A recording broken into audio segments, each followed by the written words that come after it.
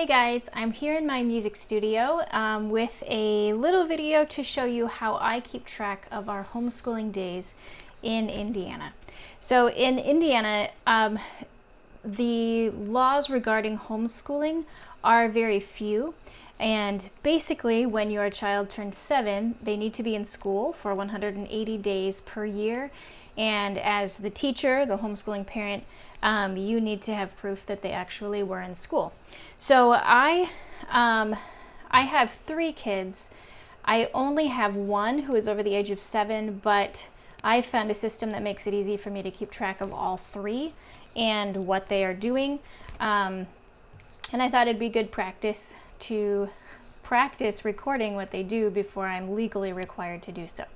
So I use just a planner, and I found there's lots of planners out there. I found this one on Amazon.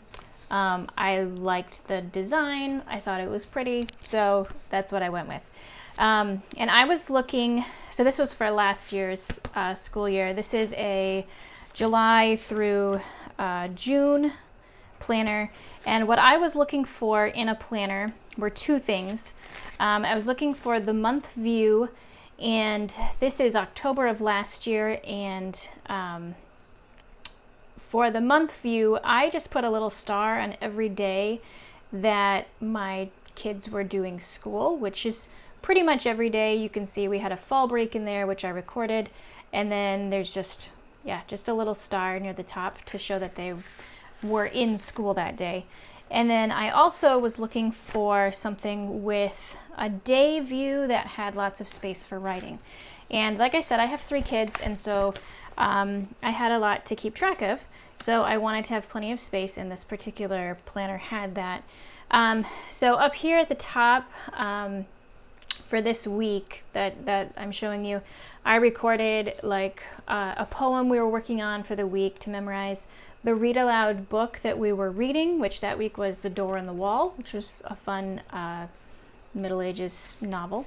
And then I would just record for each child. So my oldest child, who last year was 7, I was a lot more detailed, and he had a lot more things. So here I said, you did math lesson number 22, you practiced piano, you worked on your spelling words, you did geography, you did some phonics, some grammar, and then over here, this is where my middle child, the things that she did, and last year she was in kindergarten, so there weren't a ton.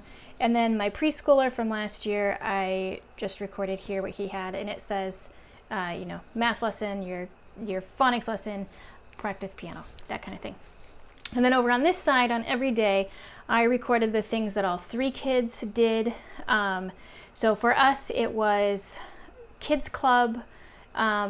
They worked out of a workbook, and that was a kids group at our church. And so I counted that towards school because it was counted as like a Bible curriculum for us.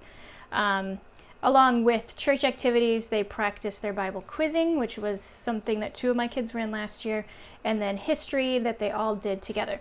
And so that's kind of the format that I took. I also recorded things like robotics club. If we went to robotics one day, it was written in. If we went swimming one day, I wrote that in to count as like a PE type thing.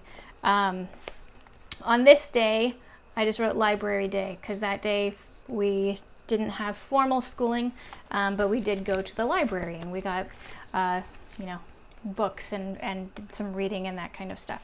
So that's what I do. It's really simple, and it's easy to jot things down. It's also something that you can kind of tweak to fit your particular teaching style or the amount of stuff that your kids do.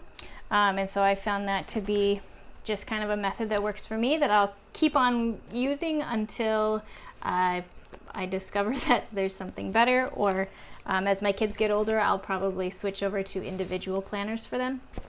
But my oldest is in 3rd grade this year, so we aren't quite ready for that. But that's what I do.